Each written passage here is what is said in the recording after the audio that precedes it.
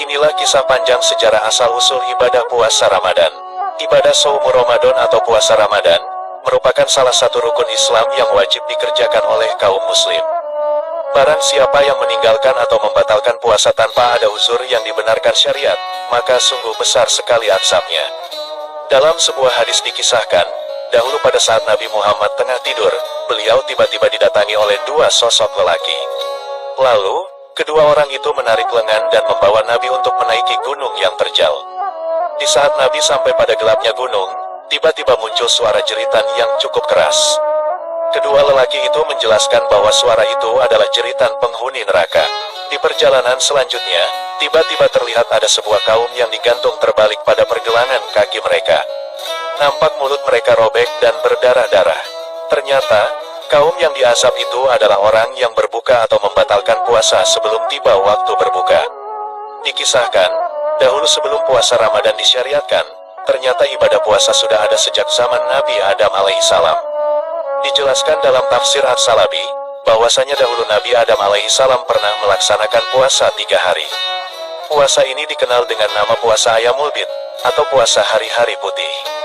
Sejarahnya, dahulu ketika Nabi Adam diturunkan dari surga ke bumi, maka kulit tubuh Nabi Adam terbakar matahari hingga menyebabkan kulitnya berwarna hitam. Lalu, datanglah malaikat Jibril menemui Nabi Adam dan bertanya, "Wahai Adam, maukah bila badanmu memutih kembali?" Nabi Adam lalu menjawab, "Ya, tentu saja aku mau." Malaikat Jibril kemudian berkata, "Kau berpuasalah pada tanggal 13, 14, dan 15. Nabi Adam lantas menjalankan puasa itu. Dan ajaib, pada hari pertama puasa, sepertiga tubuh Nabi Adam memutih. Lalu di hari kedua, 2/3 tubuh Nabi Adam memutih. Dan di hari ketiga, akhirnya seluruh tubuh Nabi Adam memutih kembali. Selain itu, di dalam tafsir At-Tabari dijelaskan, bahwa Nabi Nuh alaihissalam juga pernah melaksanakan puasa Asyura. Sejarahnya, di masa Nabi Nuh alaihissalam pernah terjadi banjir bandang terdahsyat sepanjang sejarah. Nabi Nuh dan umatnya lalu menaiki kapal yang telah dibuat beserta hewan berpasang-pasang.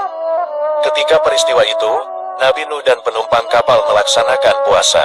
Kapal Nabi Nuh diketahui berlayar selama 6 bulan sejak bulan Rajab. Ketika masuk bulan Muharram tepatnya pada hari ke-10, kapal Nabi Nuh akhirnya berlabuh di Gunung Judi. Hari itu dikenal dengan Hari Asyura. Sebagai rasa syukur kepada Allah Subhanahu wa Ta'ala, Nabi Nuh alaihissalam lantas melakukan ibadah puasa Asyura. Ibadah ini tidak hanya dilakukan Nabi Nuh saja, tetapi beliau juga menyuruh para penumpang kapal untuk bersama-sama berpuasa Asyura. Hal ini sebagai wujud syukur atas nikmat yang diberikan Allah kepada mereka. Dikisahkan juga, bahwa ibadah puasa dahulu juga pernah dilaksanakan oleh Nabi Daud alaihissalam. Amalan ibadah puasa beliau dikenal dengan nama puasa Daud. Praktik puasa Daud yaitu puasa selang-seling, maksudnya sehari puasa sehari tidak puasa. Puasa Daud ini termasuk puasa yang paling utama di sisi Allah. Model puasa ini dianggap lebih berat karena sehari melawan nafsu sehari tidak. Nabi Muhammad bersabda, "Utama-utamanya puasa adalah puasanya saudaraku Daud. Beliau puasa sehari dan berbuka sehari." Hadis riwayat Ahmad. Selain itu, ibadah puasa juga pernah dilakukan oleh Nabi Musa alaihissalam. Dahulu, Nabi Musa pernah bermunajat kepada Allah selama 40 hari dan meninggalkan umatnya dari Bani Israel. Lokasi itu berada di Gunung Tursina, yaitu tempat di mana Nabi Musa mendapat wahyu dalam kitab Taurat. Selama 40 hari Nabi Musa berpuasa. Bahkan sampai sekarang, tradisi puasa juga masih dikerjakan oleh orang-orang Yahudi. Selain itu, puasa juga dilakukan oleh orang-orang Nasrani. Masih banyak kisah puasanya para nabi dan umat terdahulu.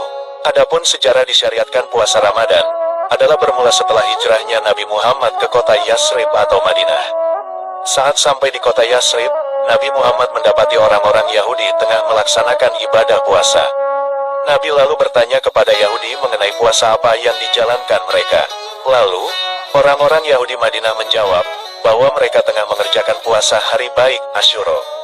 Alasan Yahudi Madinah berpuasa adalah, bahwa pada hari itu dahulu Nabi Musa dan Bani Israel diselamatkan dari para musuh, hingga Firaun ditenggelamkan. Dulu Nabi Musa berpuasa pada hari itu sebagai rasa syukurnya. Setelah mendengar penjelasan itu, Nabi Muhammad dan para sahabat lalu melaksanakan puasa Asyura. Nabi bersabda, Diriku lebih berhak terhadap Musa daripada kalian. Keterangan ini sebagaimana dijelaskan dalam kitab Manaul Koton Tarihu Tashri'u al-Islam at-Tashri' wal Fiqih. Dikisahkan, dahulu kewajiban puasa Ramadan itu turun pada bulan Syaban di tahun kedua Hijriyah. Allah Subhanahu wa Ta'ala menurunkan perintah kewajiban puasa Ramadan, yaitu pada surah Al-Baqarah ayat 183 hingga 185. Kewajiban puasa Ramadan sendiri tertera jelas dalam surah Al-Baqarah ayat 183. Allah Subhanahu wa Ta'ala berfirman yang artinya, "Hai orang-orang yang beriman, diwajibkan atas kamu berpuasa sebagaimana diwajibkan atas orang-orang sebelum kalian agar kamu bertakwa." Quran Surat Al-Baqarah ayat 183. Pada surah Al-Baqarah ayat 184 dijelaskan, pada awal berlakunya puasa Ramadan, dahulu umat Islam masih diberikan kebebasan pilihan, yaitu, bagi yang fisiknya kuat boleh memilih antara berpuasa atau membayar fidyah jika kesulitan puasa. Namun, tetap puasa lebih utama. Lalu, ketika umat Islam sudah merasa terbiasa berpuasa, barulah aturan pilihan fidyah dihilangkan bagi orang yang kuat berpuasa secara fisik. Hal ini sebagaimana keterangan dalam surah Al-Baqarah ayat 185. Pada mulanya, batas kewajiban umat Islam berpuasa adalah sampai maghrib tiba. Setelah berbuka, mereka masih boleh untuk makan, minum, dan melakukan hubungan suami istri. Kebolehan itu berlaku sampai mereka sholat isya dan tidur. Setelah itu, mereka tak boleh makan, minum, dan berhubungan suami istri sampai waktu berbuka puasa lagi. Namun, dalam perjalanannya ketentuan itu dirasa berat bagi umat Islam hingga banyak yang melanggaran larangan berpuasa. Karena keluhan dan keberatan itu, barulah Allah Subhanahu wa Ta'ala menurunkan surah Al-Baqarah ayat 187 yang menjelaskan kelonggaran aturan berpuasa, yaitu, diperbolehkannya umat muslim untuk makan, minum, dan berhubungan suami istri selama malam Ramadan sampai terbitnya fajar. Turunnya surah Al-Baqarah ayat 187 ini tentunya sangat disambut bahagia dan senang hati oleh seluruh kaum muslim. Dan, kebahagiaan nikmat itu masih bisa kita rasakan hingga sekarang ini. Wallahu a'lamu bishawab.